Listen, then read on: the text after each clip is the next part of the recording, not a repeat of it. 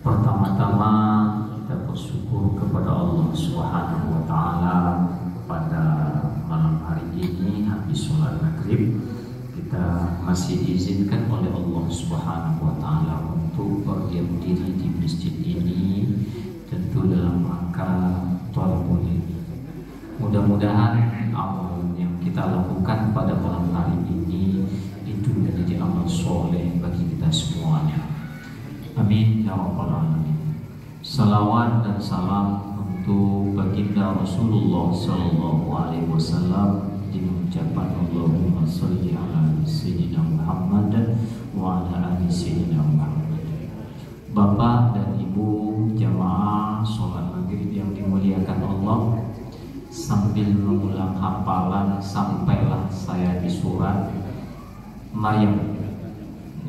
Ketemulah sebuah ayat yang ketika kita renungkan ayat itu maka akan tersentak kita rasanya kalau dibandingkan dengan ibadah yang kita lakukan.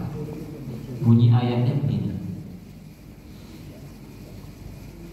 fakhalafa min ba'dihim khalfun adha'u sholata wattaba'u syahawati fasawfa yalqawna ghayya. Baswawanya ayat itu Bapak dan Ibu sekalian, akan datanglah satu kelompok setelah mereka yang mereka adalah menyia-nyiakan sholat dan wattaba'u syahawat dan mengikuti hawa nafsu. Fasawfa yalqawna ghayya, maka mereka akan menemukan kesesatan. Ini dalam surat Maryam. Sebenarnya sebelum ini ayat ini bicara tentang, pertama tentang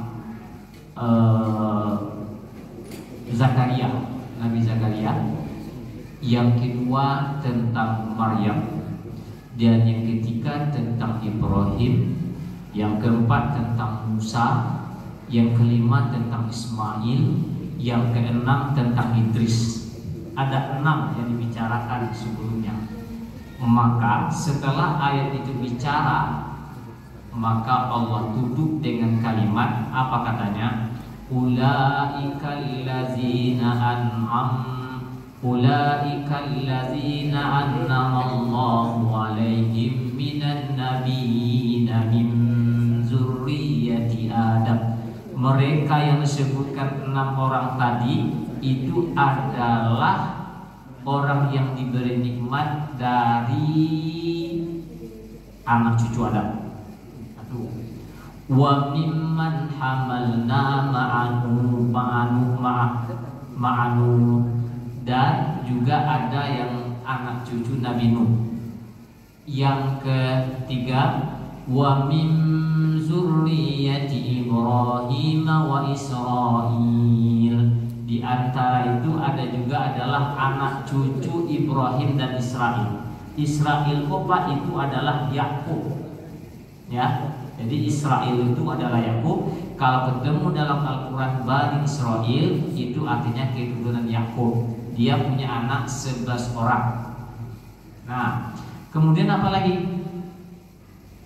Wa mimman hadaina wajtabaina, dan di antara mereka ada yang kami beri hidayah dan ada pula yang kami pilih untuk disesatkan. Terus ini yang meneliti, Pak. Iza tusla alaihim ayatullah, iza tusla alaihim ayatul rahmani kharru sujjadan wa bukiya. Itu termasuk sujud tilawah. Ketika orang yang kelompok 6 orang tadi dibacakan ayat-ayat Allah kepada mereka, ayat-ayat Rahman, lalu apa yang mereka lakukan? Kharru sujadan wa bukiya, mereka tersungkur sambil sujud dengan mengeluarkan tangisan. Itu yang menjadi apa? Jadi para nabi itu ketika dibacakan ayat Allah adalah orang-orang yang diberi nikmat, mereka tersungkur Pak. Ya, awak lain atau tidak tersungkur mendengar ayat-ayat Allah. Itu bukan hanya nabi, Pak. Tapi orang-orang yang diberi nikmat itu adalah orang-orang yang tersungkur ketika dibacakan ayat-ayat Allah kepadanya, kharu sujadan wa bukiya. Mereka tersungkur sujud dan menangis. Kan menangis, kenapa mereka menangis? Karena takut sejadi-jadinya. Itu yang ada dalam diri para nabi yang disebutkan 6 golongan tadi. Nah, tetapi setelah itu ada ayat bercerita. Apa katanya, Pak? Fakhalafa min ba'dihim khalfun adha'us shalah. Maka setelah mereka tadi yang bisa tersungkur ketika mendengar ayat Allah, akan datanglah pengganti setelah itu. Manfaat mereka ada pengganti setelah itu. Yang dilakukan oleh pengganti golongan yang datang setelah itu, adha'us shalah, mereka menyia-nyiakan sholat. Sholat yang dibicarakan, Pak, mulai dari Nabi Adam sampai Nabi Muhammad, perintah sholatnya sama, Pak. Cuma gerakan dan cara bentuk sholatnya yang berbeda. Nabi Ibrahim mengecekkan, Rabbi ja'alni muqimas sholati wa min zurriyati. Kecek Nabi Ibrahim, ya Allah, jadikanlah aku orang yang mendirikan sholat. Nabi Isa mengecekkan, qala inni abdullahi wa ataniyal kitaba wa ja'alani nabiyya wa ja'alani mubarakan aynama kuntu wa awsani bis shalah. Dan diperintahkan aku untuk sholat. Semua nabi. Nabi Muhammad jelas perintahnya, Urslu ma uhiya ilaika minal kitabi wa iqimis shalah inna sholata tanha 'anil fahsya'i wal munkar wa la zikrullahi akbar. Itu perintah untuk nabi, Pak. Jelas, sangat jelas perintah itu. Nah, semua nabi, semua orang-orang yang diberi nikmat, mereka mendirikan sholat itu dengan tidak bermain-main, tetapi mereka melakukan sholat itu dengan khusyuk. Baca itu khusyuk itu dalam Al-Quran. Jelas, Bapak dan Ibu sekalian. Wa yakhiruna sunjadan wa yakhirun, mereka tersungkur. Wa yabkun, sambil menangis. Wa yaziduhum, mereka bertambah kekusukannya. Jadi cirinya itu nampak. Kalau bisa menangis dalam sholat, boleh jadi wassalawat itu hanya baru sekedar untuk melaksanakan tugas kewajiban. Kenapa? Yang penting Allahu Akbar, bacalah Allahumma ba'id baini wa baina, atau baca Allahumma kabiran walhamdulillahi katsiran wa subhanallahi bukratan wa asila, wajjahtu wajhiya lillazi fatara samawati wal ardi hanifan musliman wa ma ana minal musyrikin inna sholati. Tak terbayang kalau baca kuatku ini. Tidak masuk, Pak. Tidak masuk nawak baca ke dalam hati. Inna sholati wa nusuki wa mahyaya wa mamati lillahi rabbil alamin. Sesungguhnya sholatku, hidupku, ibadahku, hidupku dan matiku hanya untuk Allah. Itu nawak ucapkan ketika baca kabiran. Cuma kan karena copet wak membaca Pak tak masuk. Tak masuk. Sama wak membaca Subhanallah Subhanallah liman hamidah. Itu dan baru wak lakukan Pak.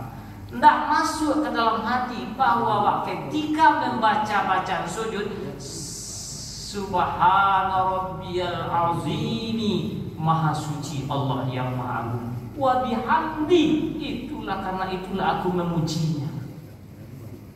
Masukkan ke dalam hati ketika membaca itu Bapak dan Ibu sekalian. Maka Rasulullah tidak perlu waktu copet-copet dalam sembahyang. Tapi kalau tidak masuk ke dalam hati, lima ini sembahyang terasa panjang Pak. Tapi ketika masuk dalam hati, dibaca dengan sesungguhnya dan sebenarnya, maka itu akan membuat kita fokus dan khusyuk dalam sholat. Itu diantaranya. Loma Pak. Rabbi ufirli, wa baca begitu. Rabbi ufirli, warhamni, wajburni, warfa'ni, warzuqni, wahdini, wa'afini, wa'fu anni. Masukkan. Rabbi ufirli, ya Allah ampuni dosaku ya Allah. Kan itu yang minta Pak. Ampuni dosamu. Banyak dosa tadi siang, banyak kesalahan yang lakukan campur siang, banyak. Aku jadi minta Rabbi ufirli, warhamni, kasihani aku ya Allah. Dalam hati Pak, jangan diterjemahkan. Dalam hati wak masukkan itu. Wajburni, warfa'ni, angkat aku ya Allah derajatku. Warzuqni, berilah aku rezeki yang halal lagi Pak ya Allah. Masuk semuanya Bapak dan Ibu sekalian. Tidak Wak ketika membaca Rabbi ufirli, warhamni, wajburni, warfa'ni, warzuqni, wahdini, wa'afini, wa'fu anni. Allahu Akbar. Wak baca Allahu Akbar, pikir Wak jalan-jalan. Padahal yang Wak agungkan siapa? Allah. Allahu Akbar. Tidak ada yang lebih gudang dari Allah Akbar. Itu yang Wak baca ketika sembahyang. Maka ketika orangnya itu bisa kharu sujadan wa bukia, berarti dia sudah merasakan betapa nikmatnya ibadah dalam sholat itu Bapak dan Ibu sekalian. Kalau indah, boleh jadi awak baru sekedar melakukan sholat. Boleh jadi sholat itu tidak ada pengaruh dan tidak mendatangkan ketenangan. Boleh jadi tergolong, boleh jadi yang pertama Allahus sholat. Bisa jadi awak menyanyikan sholat Pak.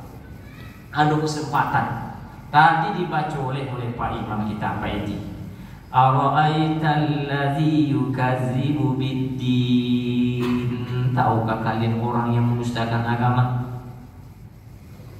Ara'aital ladzi yukadzibu biddin. Jangan-jangan nambo yang mendustakan agama kok.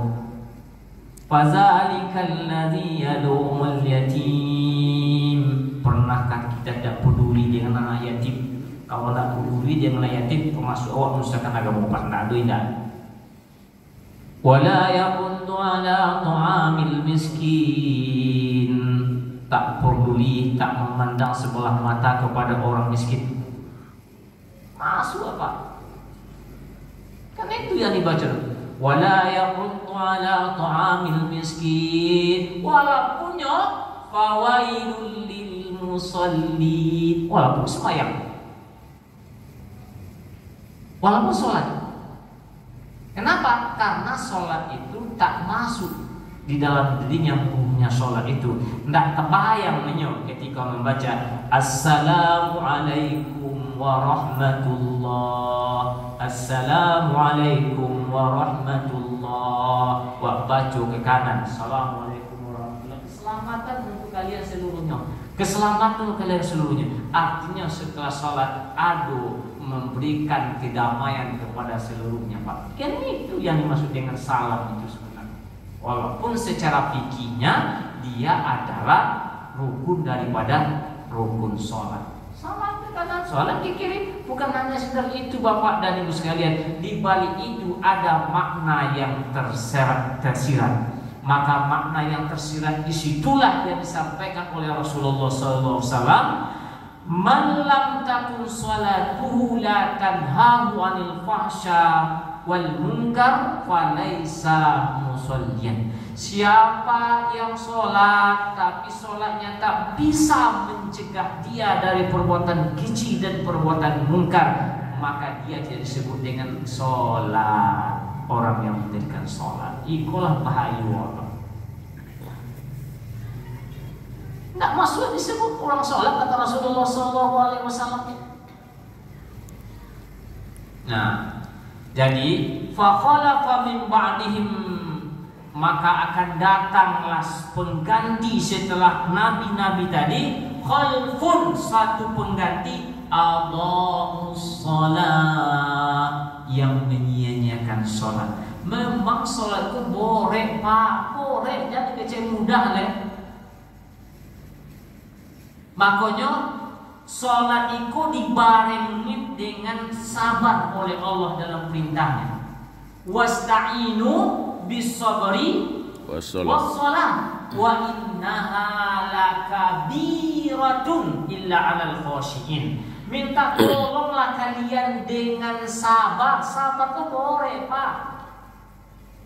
Was-shalah, dan dengan sholat boleh. Sabar dan sholat boleh. Wa innaha lakabirah, dan ini adalah berat, dan ini adalah perkara besar. Kabir itu besar artinya pak, besar dan berat. Sholat itu, sabar itu mengecehnya gampang, mau menyampaikannya mudah. Tapi ketika dilakukan, dirasakan sabar dengan sholat itu memang baik pak.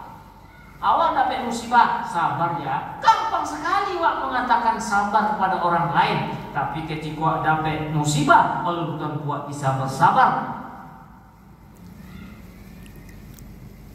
Sama dengan sholat itu, makanya dibarengi oleh Allah bisabri was-shalah, sabar dan sholat. Wa innaha lakabiratun, sesungguhnya yang sabar dan sholat itu adalah sangat berat atau sangat besar urusannya. Ketika urusan besar ini bisa diatasi dengan sempurna Bapak dan Ibu sekalian, maka nan lain itu akan ikut. Makanya Nabi mengatakan sholat ikut diam. Makanya ketika tiang kokoh Bapak dan Ibu sekalian, yang lain diam itu akan ikut menjadi kokoh. Tapi yang mau sampaikan, ada kemah tenda. Wak masang tenda, kalau tiangnya patah, bisa tak dipatah tenda? Tidak bisa. Maka itulah sebabnya tiang itu harus yang kuat Pak, harus yang berat. Maka cirinya yang pertama itu adalah kharru sujadan bukia. Kenapa? Karena di situ dalam sholat itu ayat-ayat Allah dibaca Pak. Kan situ ayat Allah dibaca. Yang dibaca Ummul Quran. Yang kedua tambahan ayat-ayat yang lain.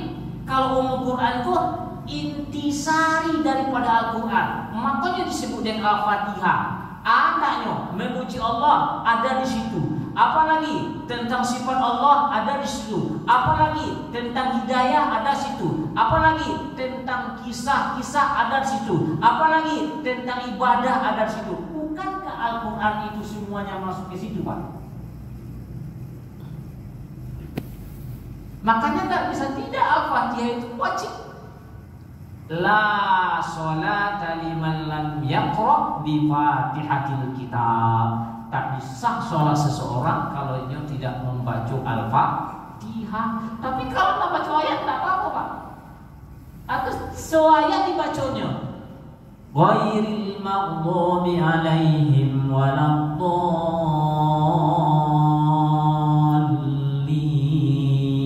Amin. Bismillahirrahmanirrahim. Nun. Allahu Akbar. Saya dibaca gitu. Nun maju. Atau Qaf. Satu ayat apa? Baca itu. Yang paling ada dua huruf Yasin. Atau Alif Lam Mim. Yang panjang Tasin Mim. Yang panjang itu Kaf Ha Ya Ain Shad. Susah Pak. Dan termasuk membaca sebagian ayat. Tapi kan kadang-kadang kan orang tidak biasa buat semacam itu, kan bahaya Pak. Apalagi membaca dengan bahasa qiraat yang beda, itu tidak boleh pula. Awal qiraat biasa aja muswah, tapi dibacanya ke ayat lain, surah Ad-Duha. Wad-duha wal-laili iza saji ma wadda'aka rabbuka wa ma qali. Boleh Pak, kalau tahu caranya. Tapi orang paham yang jangan belakang.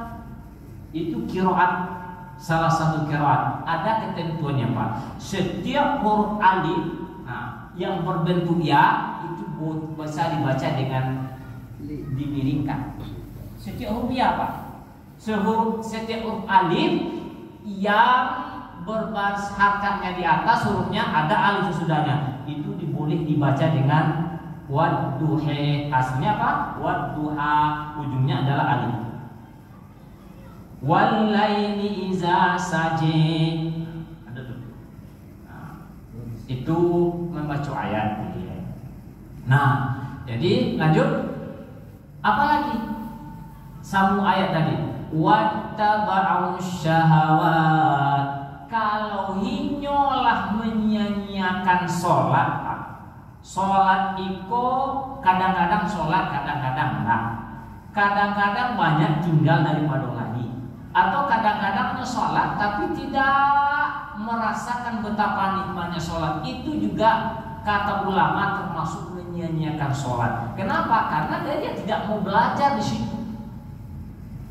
Ketika itu yang terjadi, maka wattaba'u syahawat, maka pasti dia akan mengikuti syahwatnya. Pasti. Yang pikirannya apa? Dunia. Nah, padahal Allah menyebut dalam Al-Quran. Apa kata Allah Pak? Fi buyutin azinallahu an turfa'a wa yuskara fiha bil ghudwi wal asal rijalun la tulhihim tijaratun wala bai'un an dzikrillah. Ada manusia-manusia yang tidak disibukkan oleh tijarah perdagangan, wala bai'un, dan tidak jual beli, an zikrillah, ini sibuknya dengan Allah, wa iqamis shalah wa ita'iz zakat. Ya khafuna yawman tataqallabu fihi al-qulub wal absar, yang dia hanya takutkan satu, apa? Ada hari di akhirat kelak yang disebut dengan hari berbangkit. Itu hanya yang takutkannya Pak. Itu yang dipuji oleh Allah Subhanahu wa taala. Orang-orang itu akan diberi hidayah, nur. Tapi kalau mengikuti hawa nafsunya Bapak dan Ibu sekalian, berarti orang itu adalah orang yang menyia-nyiakan sholat. Lalu apa yang akan dia dapatkan? Fasaufa yalqauna ghayya, maka dia akan menemukan kesesatan. Goya itu menurut sebuah tafsir Bapak dan Ibu sekalian, tompeknya adalah di bagian jurang neraka yang paling dalam, itu juga disebut dengan goya.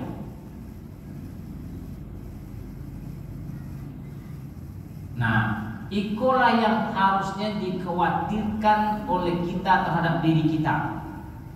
Ya, yang pertama adalah menyia-nyiakan sholat. Yang kedua, mengikuti hawa nafsu. Ketika itu yang dilakukan dalam diri kita, fasaufa yalqauna ghayya, maka mereka akan menemukan kesesatan. Goya itu akan dikembalikan ke jurang neraka yang paling dalam. Bukan seperti orang munafik. Beda ya. Kalau munafik jelas tempatnya di mana? Innal munafiqina fi darkil asfali minan nar. Nah, Bapak dan Ibu sekalian yang dimuliakan Allah.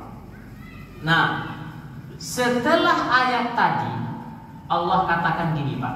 Apa katanya? Illa man taba wa amana wa amila sholihan. Orang yang berhenti, dia tak lagi menyanyiakan sholat, tapi dia betul-betul melaksanakan sholatnya, dan dia tidak mengikuti hawa nafsunya, berarti dia sudah tobat. Illa man taba. Yang tidak akan menemui kesesatan itu adalah yang pertama taba, orang yang bertobat. Yang kedua wa amana, dan dia beriman dengan sebenarnya, wa amila sholihan, dan melakukan amal soleh. 3 syaratnya Pak. Apa yang dikatakan? Ulaika yadkhulunal jannata wa la yuslamuna syai'a. Mereka akan masuk ke dalam surga, wala yuslamuna syai'a, mereka tidak akan disesatkan dan dizolimi sedikit pun. Tidak akan pernah zolim. Surga mana? Jannatu adnin allati wa'ada ar-rahmanu ibadahu bil ghaib. Surga Jannatu adnin, surga adnan. Surga adnan. Ya, siapa yang menyanyikan? Rahman. Untuk siapa? Ibadahu bil ghaib. Memang surga itu ghaib Pak. Bahasa awalnya jannah kan?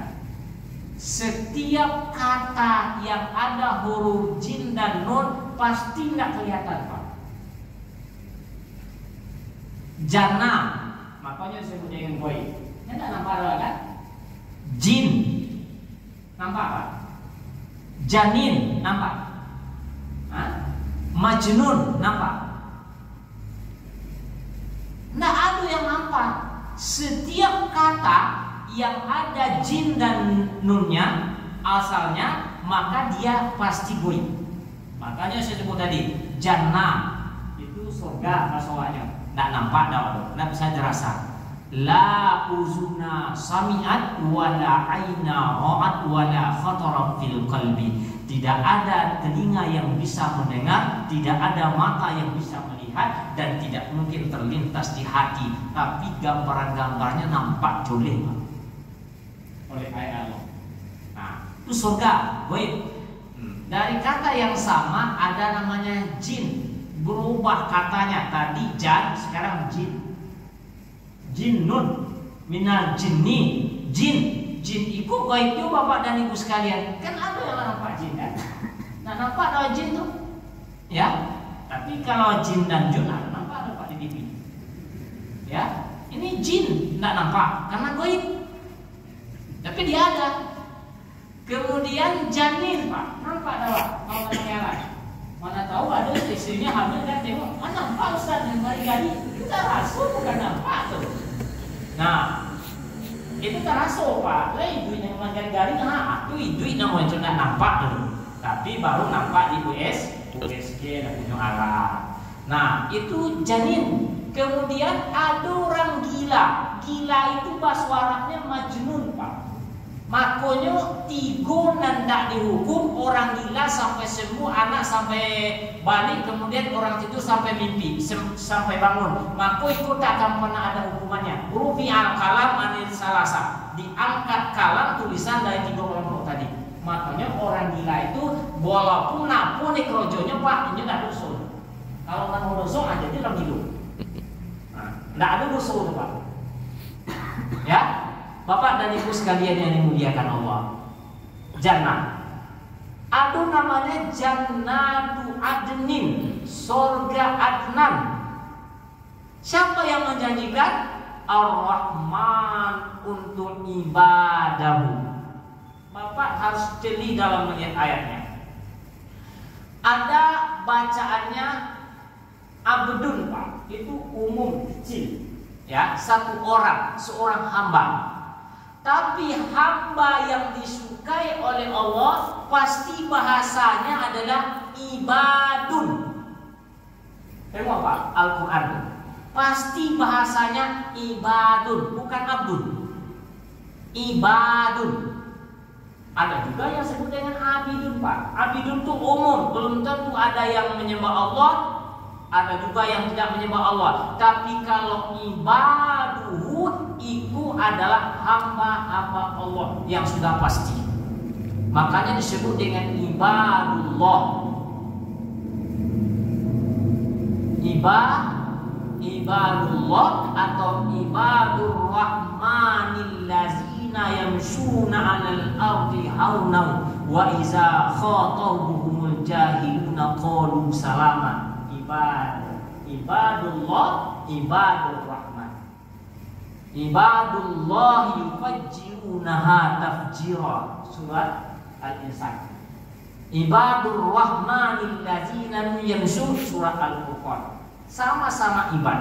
Jadi ibadku adalah hamba Allah yang paling disukai. Artinya kelompok hamba yang memang disandarkan kepada Allah karena dia adalah hambanya yang disukai oleh Allah Subhanahu wa taala, disebut dengan ibad. Asalnya abidun, ibadah. Tapi kalau golongan orangnya yang disukai oleh Allah ibadun, gitu Pak ya. Nah, ibadun. Surga yang dijanjikan oleh Allah tadi disebut dengan ibadahu bil ghaib wa kana wa'duhu matiya. Janji Allah itu tidak pernah mungkin, Pak. Kalau aku janji kadang-kadang mungkin. Ada datang besok, jam 9, insya Allah ada datang kan boleh. Kalau Allah menjanjikan tidak pernah mungkin. Makanya disebut innallaha la yukhliful mi'ad. Allah tidak akan pernah memungkiri janjinya. Pertanyaannya, yakin tidak dengan janji Allah itu? Kalau tidak yakin, sama aja Pak. Kalau gue janji dengan manusia, ya sering-sering kadang-kadang mungkir, kadang-kadang terlambat, kadang-kadang memang jarang. Kontak itu jarang Pak. Oh nanti kita ada rapat ya jam 9 kata Pak Ketua. Datang 10. Begitulah manusia. Tapi kalau Allah nggak bisa.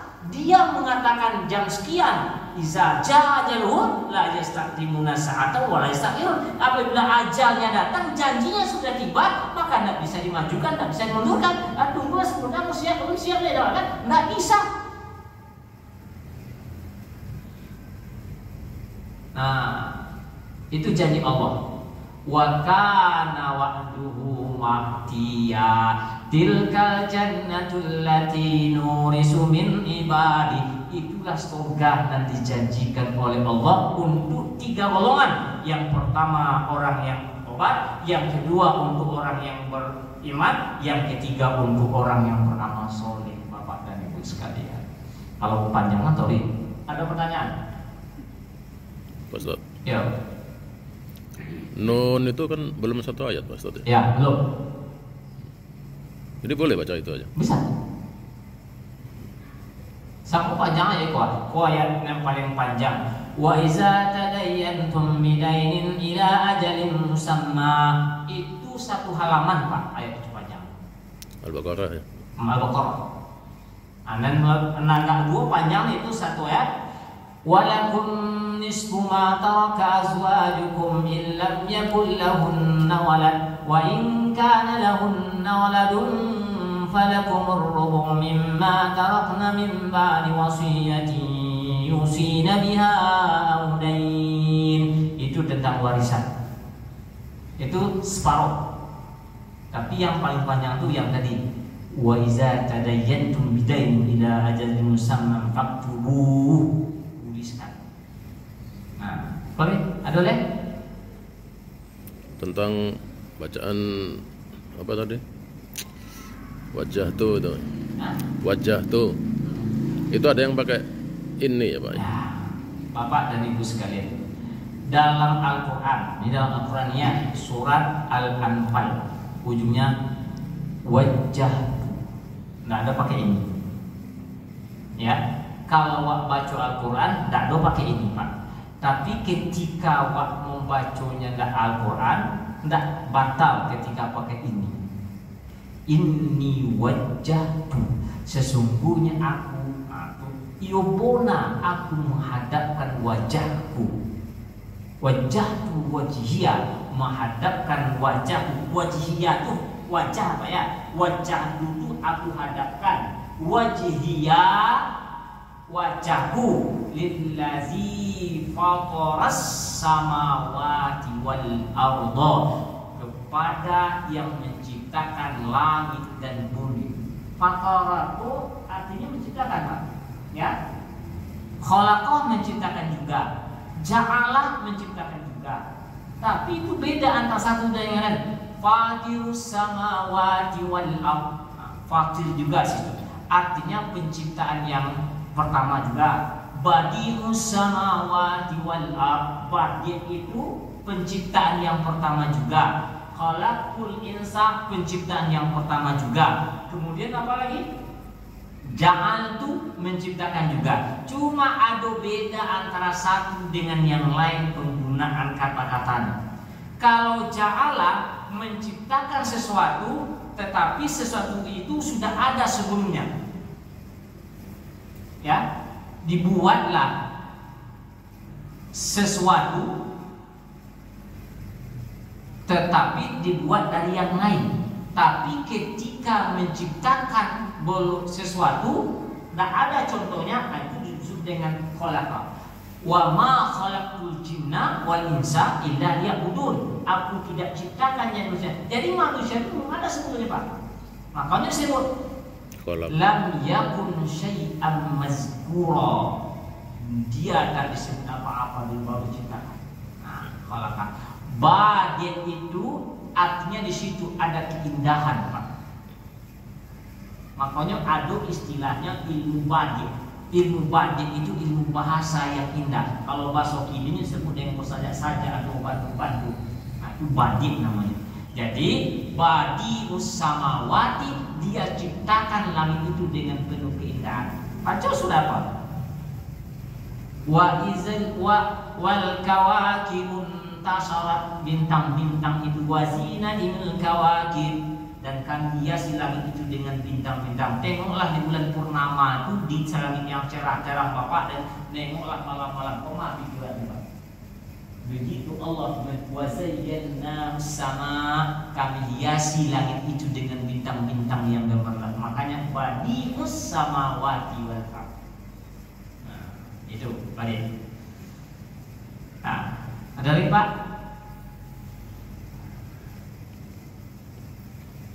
Di kota kantu takkan. Keinginan ya, melalui kantu. Habis waktunya. Habis. Habis waktunya kan. Jadi Bapak dan Ibu sekalian sampai bunyi. Jadi awak perbaiki kualitas sholat Bapak. Dan yang memperbaiki awak masing-masing. Khusus. Pak, kalau awak kendaraan itu belajar itu memang susah Pak. Kadang-kadang waktu belajar kendaraan mobil itu kan godang rasanya mobil itu dari jalan Pak. Kalau percaya, itulah, ya kan? Tapi kalau lewat masuk belajar kok, sambil merokok orang bisa berkendaraan, sambil main HP bisa berkendaraan, kok bisa? Tapi awalnya itu memang jalan tuh ketek rasanya Pak. Ya, tapi kalaulah mampu lewat di situ lah bisa wak berkendaraan, maka itu akan mudah Pak. Sambil picek kadang-kadang bisa bisa berkendaraan, lah perasaan di situ. Jadi disitulah letaknya Bapak, belajar itu menjadi khusyuk dulu, lah sampai pada tahap itu nanti menang itu datang sendiri. Barangkali itu demikian. Billahi taufiq hidayah. Assalamualaikum warahmatullahi wabarakatuh. Waalaikumsalam warahmatullahi wabarakatuh.